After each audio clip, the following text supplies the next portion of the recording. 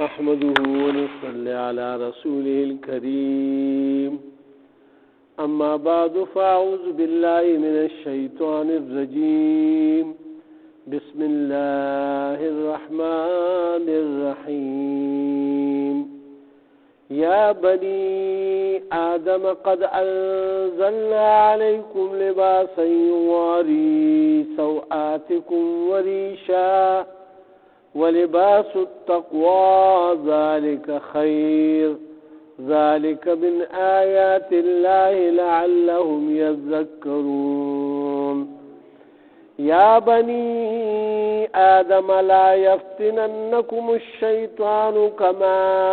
أخرج أبويكم من الجنة ينزع عنهما لباسهما ليريهما سوآتهما إنه يراكم وهو قبيله من حيث لا ترونهم إنا جعلنا الشياطين أولياء للذين لا يؤمنون صدق الله العظيم. دا اتم سپارہ سورہ الاعراف دریم رکو نن شروع کیږي. الله سبحانه وتعالی دې ماته د صحیح وینا او بیا د عمل توفیق راکړي او تاسو ته هم. په دې آیاتونو کې الله سبحانه وتعالی فرمایي یا بني آدم اے بني آدمو قد انزلنا یقینا موږ نازل کړي دي علیکم لباسا پتاسو باندې لباس یعنی کپڑے یواری سوآتکم چپٹ کئی تاسو د جسم اغا شرمنا کے حصے پدے سرا وریشا او د حفاظت او د زینت دپاره هم دا کپڑے چې مونږ تاسو له الله سبحانه وتعالی فرمایي چې اے بنی آدمو تاسو له مو کپڑا درکړ زمکه له مو پیدا کا نو دی دا تاسو رنبی د دې مقصد دا دی الله سبحانه وتعالی چې کوم فرمایي چې تاسو خپل یعنی بدن په دې باندې پټ کړئ. اوس دلته کې چې یو کومه مسله د دې نه مفسرین او حضرات راوستله په موږ کې بدن پټول فرض دي. څومره بدن نو هغه دار چې یعنی مطلب د سړی عورت هغه د کونډه او د نوم دا دواړه په عورت کې شامل دي د سړی او د ښځې عورت د هغې ټول بدن عورت دی سوای د دې لاسونو د دې تلونه او د خپو د تلونه او د دې مخ د چهرې نه. دا به په موږ کې یعنی که هغه دې ته کپړه چولی نه شي چې خامخا اوس دستانې دی چې یو بیا لمونځ کوي او نور چې کوم دی نو ټول بدن د هغې عورت دی. به بالکل ویښته به مخفل پټوي لستوڼي به د هغې اوچت نه وي د هغې به چې کوم دی تر دې ځای پورې وي او دغه شانتې خپې باندې به پنسي بالکل ښکته وي ګیټۍ به څرګندې نه وي یعنی بالکل چې خپې یې پکې پټې وي او دغه شانتې د سړو چې کوم دی نو ګیټۍ به څرګندې وي او د ښځو به ګیټۍ څرګندې نه وي او ویښته به بالکل پټ ساتي ځکه چې ویښته د ښځې عورت دی او आवाज هم د ښځې عورت دی. دلته کې الله سبحانه وتعالی دا فرمایل چې دا لباس اے بنی آدم ما تاسو له درکړی دی نو په دې باندې تاسو خپل د شرم ځای نه پټ کړئ چې نو اول که سړي سره لږه غونتې کپړې نو رټون نه مخکې هغه که تاسو خیال کړي نو جانګې واچئ یعنی نور ورسره هېڅ هم نشته نو داسې جانګې چول پکار دی چې دا کونډۍ پکې پټې شي او دا نوم پکې پټ شي د سړي دپاره دا فرض دی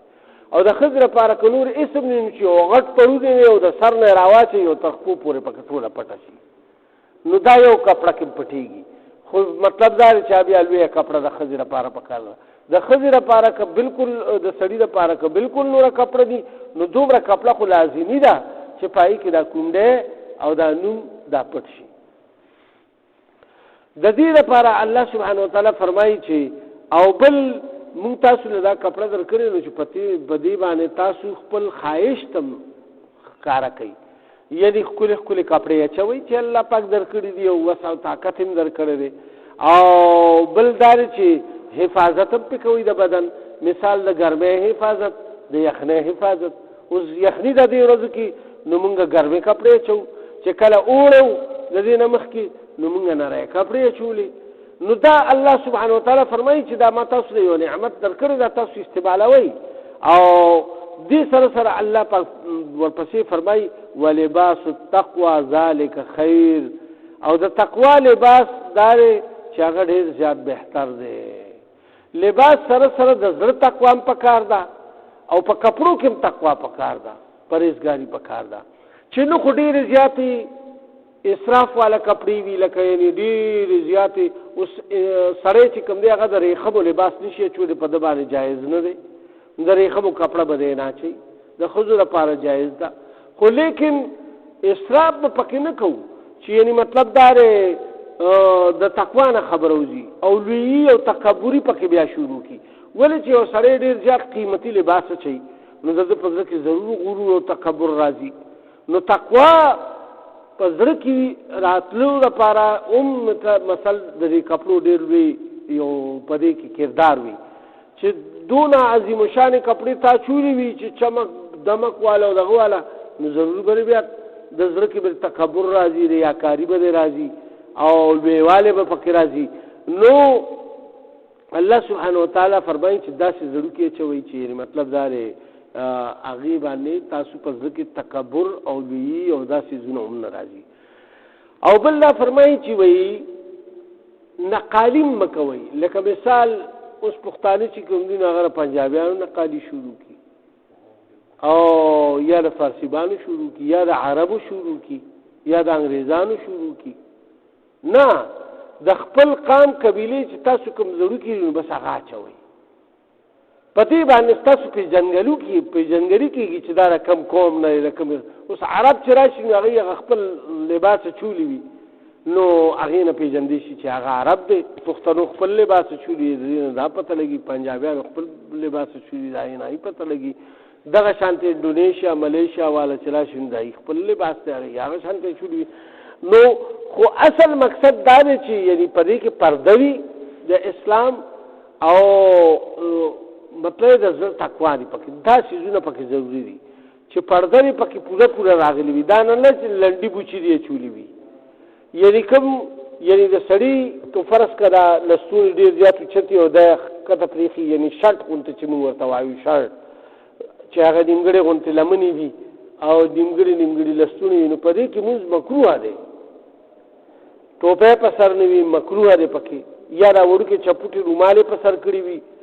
په کومو کپړو کې چې ته د دوستانو مخ کې یا د افسرانو مخ کې یا د یو غټو خلکو په مخ کې نشي تللی نو په هغې کې مونځ مکروه دی چې ته د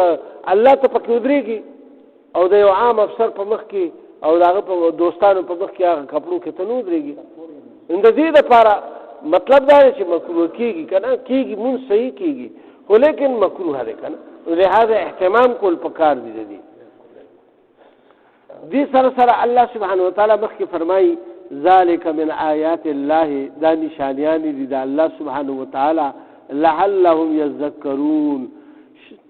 د دې دپاره چې تاسو نصیحت په قبول کړئ. یعنی دا الله سبحانه وتعالی تاسو ته ګوره د کوم څیز بیان کوي د دې نصیحت واخلئ او د الله سبحانه وتعالی یره په زړه کې پیدا کړئ، د هغه تابعداري وکړئ. اوس الله پاک بیا فرمایي یا بني آدم، اے بني آدمو لا یفتننکم الشیطان، په فتنه کې موانه چې تاسو دا شیطان کما اخرج ابویکم څنګه چې ویوست تاسو پلار او مور من الجنة د جنتنا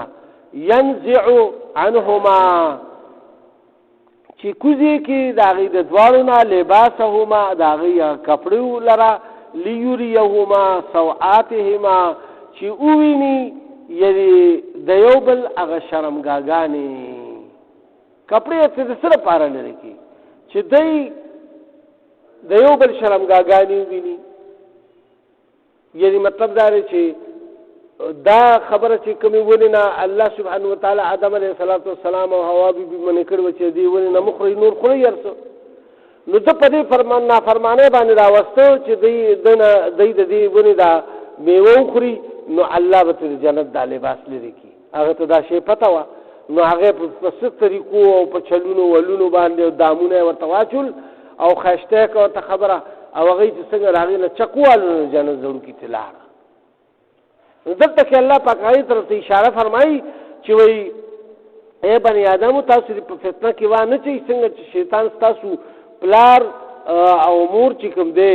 د جنت نه وویسته او هغوی یې دغه کې واچول او هغوی نه یې کپړې وویستې او دلته کې الله پاک فرمایي لیریهما سوآتهما او چې وویني د یو بل شرمګاګانې انه یراکم هو وقبیله بېشکه چې دی تاسو ویني او د دې قبیله هم تاسو ویني. نو اوس فرض که موږ کپړې وباسو نو موږ خو شیطانان ویني که نه نه به موږ پورې خندا او لوبې ټکو به یې کوي او موږ خو هغې نه وینو. نو لہذا په تنهایۍ کې هم د دې اهتمام کول پکار دي چې یو حیاناک سړی چې کوم دی د واشروم دعا خو چې دې ویلي نو شیطانان نه تښتي که نه او چې تا د واشروم او د باتروم دعا دې نه ویلي نو هلته به سره شیطانان هم ولاړي نو به بیا ورته بربنډ ګرځه راګرځه ای ور پورې خاندي او تماشه به دې کوي. د دې دپاره یعنی عثمان رضی الله تعالی عنه وایي کپړه د ځان تاو کړې وه هغه به لامبل. د دې دپاره مطلب دا دی چې هغه کې دومره حیا وه چې هغه به لامبلو وخت کې هم ټولې کپړې نه ویستې ځان له به یو جانګې غوندې هغه به یې واچولو او بیا به یې چې کوم دی نو لامبل. نو د دې خیر که نه دا خو د هغه یو خپله یو هغه کې الله پاک د حیا یو لوی صورت یې کړی دومره لوی حیاناکو. الله سبحانه وتعالی د دې لپاره فرمایي چې هغه تاسو ویني انه یراکم دا شیطان چې کوم دی دا تاسو ویني هو او قبیله هغه مون ویني او دا هغه قوم قبیله مون ویني یعنی نور شیطانان مون ویني دا هغه اهل عیال مون ویني قبیله دا هغه قوم قبیله دا هغه کوم ملګري چې دي یا دا هغه اولاد چې کوم دی من حیث لا ترونهم دا هغه طرف نه کوم طرف نه تاسو هغه نه وینئ یعنی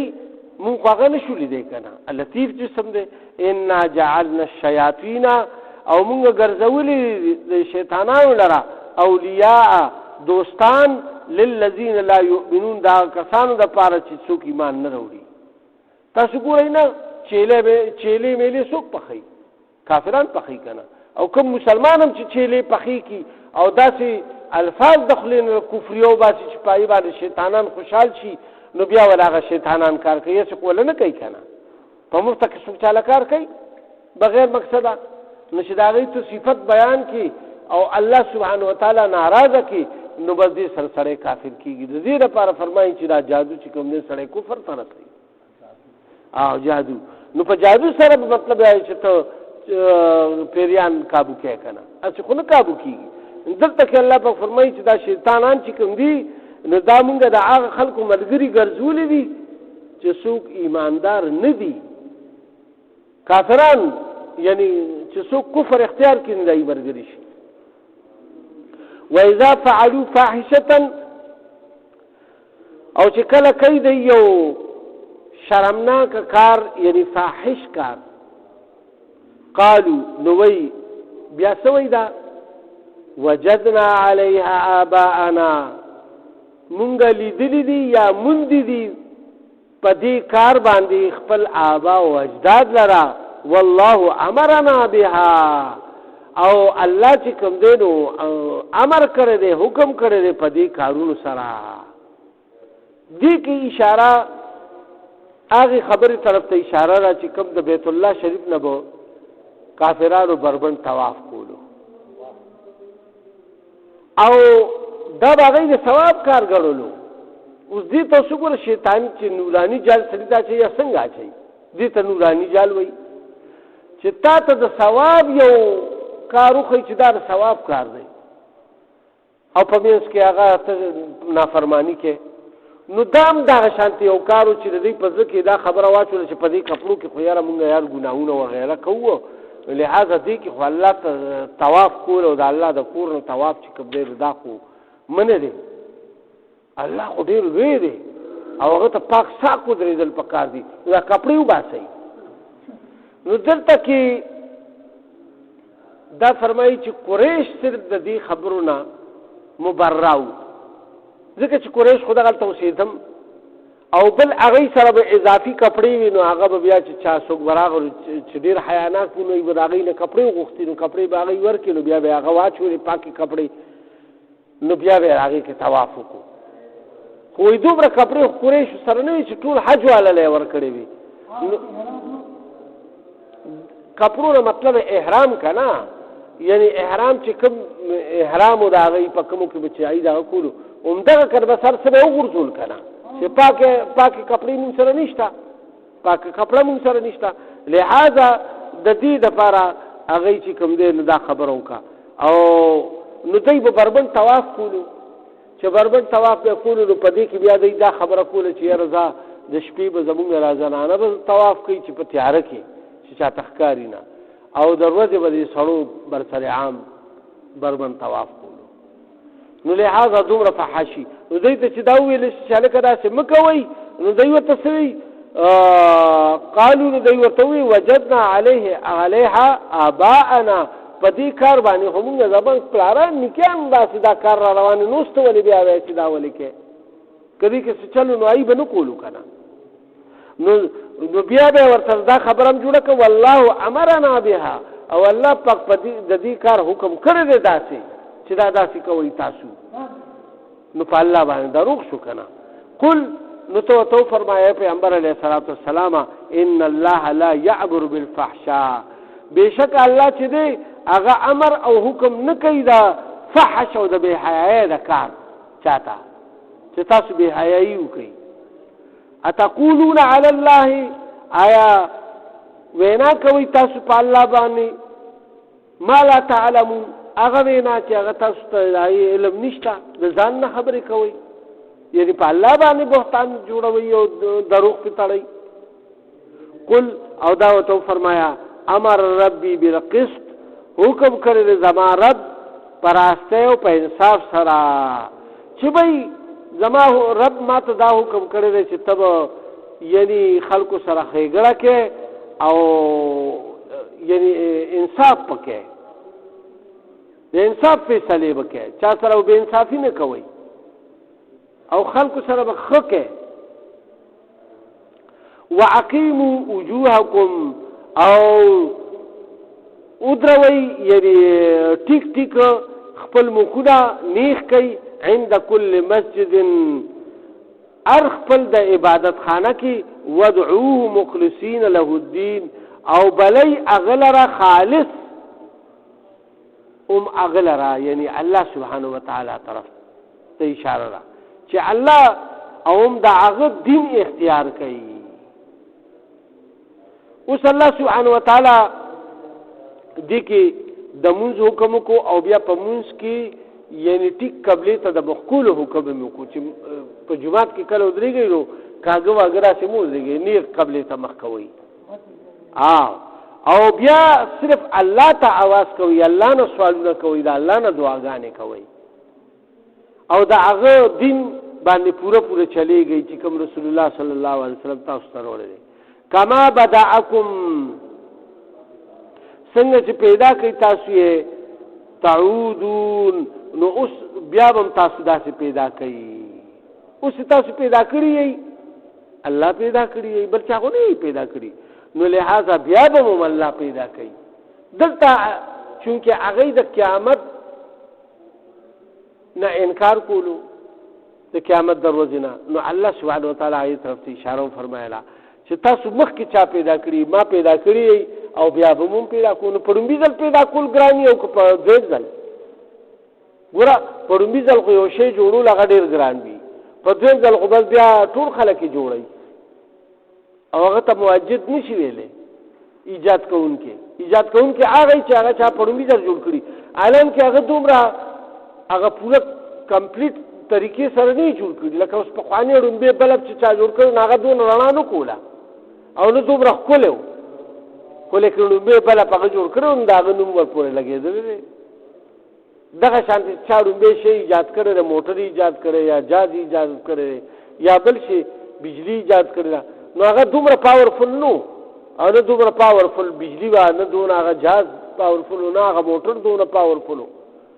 اوس دا غي نه خېخي لیکن نوم داغه چلیږي د دې لپاره الله سبحانه وتعالى فرمایل چې بیا ماغه پیدا کړي نو الله سبحانه وتعالى دې موږ ټول په دې باندې عمل توفیق راکړي وما علينا الا البلاغ صدق الله العلي العظيم وصدق رسوله النبي الكريم